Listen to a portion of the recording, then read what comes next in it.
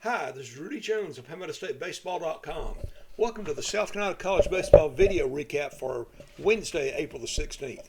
There are only 9 games involving state teams played on Wednesday, and only one of those involved 2 NCAA Division I teams.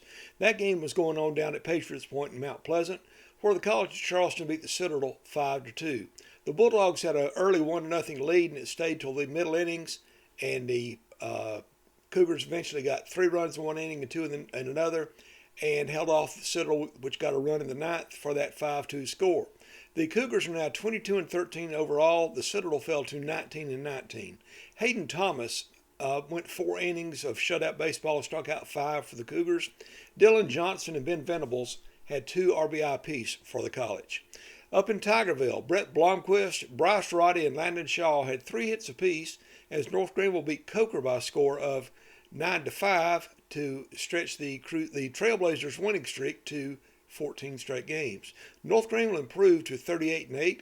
Coker fell to 25-18. For the Trailblazers, Landon Shaw had a single, 2 doubles, 3 runs scored, and 2 RBI. Elsewhere, in Lancaster, John Barshow homered twice, drove in 6 runs as USC Lancaster beat the Carolina Blue Claws 14-4 in 5 innings.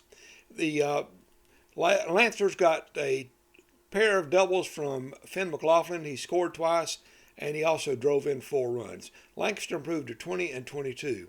Florence Darlington Tech extended its winning streak to 12 with an 8-2 win over Caldwell Tech. The Stingers had several guys who did well offensively. Josh Campos had a single, 2 walks, 2 stolen bases, 4 runs scored, and an RBI.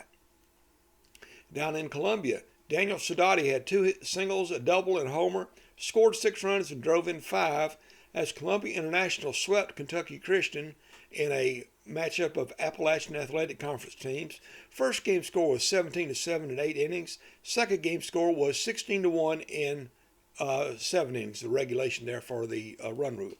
The Rams are now 27-17 overall, 13-13 in the Appalachian Athletic Conference. CIU has won 8 of its last 9 games.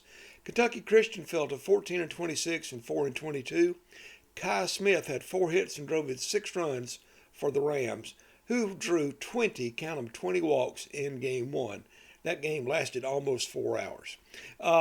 Elsewhere, in Florence at Carolina Bank Field, Newberry took its only lead of the game at 6-5 in the 9th inning, but Mount Olive tied the game, then won it in the 12th by a score of 7-6. The Wolves fell to 22-21. Mount Olive improved to 23-18. For Newberry, Parker Murgo was 3 for 3 with 2 runs scored and 2 RBI. And in Augusta, Payne swept a doubleheader from Benedict and won the first game 11-9. The second game 10-0 in 5 innings via the run rule. For the Tigers, who fell to 19-13, Justin Murray had 2 homers, 2 walks, 3 runs scored, and 4 RBI in Game 1. In Game 2, Braylon Duran had a single, a double, and a stolen base. That's all the action there was involving state teams on Wednesday. Let's take a look at the weekend schedule. The weekend begins on Thursday this week because it's Easter and most of the teams are not going to be playing on Easter Sunday. So what does the schedule look like for Thursday? Let's take a look. Kentucky Christian and Columbia International finish out their series at noon at Miller Field in Columbia. Oakwood plays a doubleheader at Voorhees in Denmark at noon. USC Beaufort is at Flagler at 5 o'clock. Walford is at Western Carolina at 5 o'clock in the SoCon series.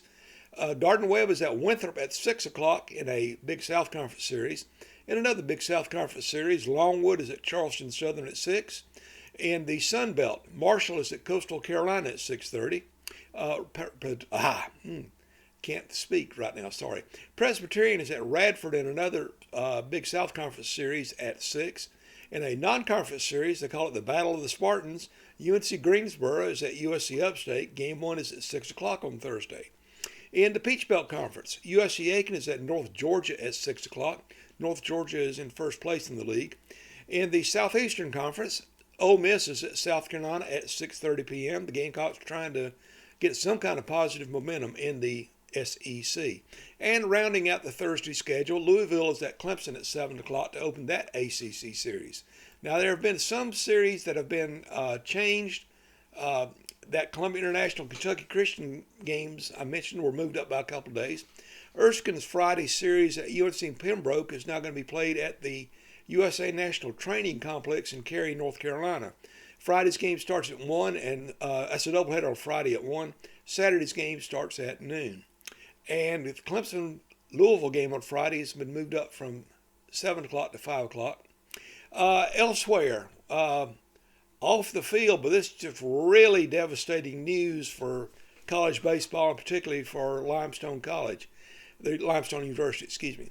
The school announced on Wednesday that it is dealing with a very severe financial crisis, and among the options they are looking at is going to completely online learning and or wiping out all extracurricular activities such as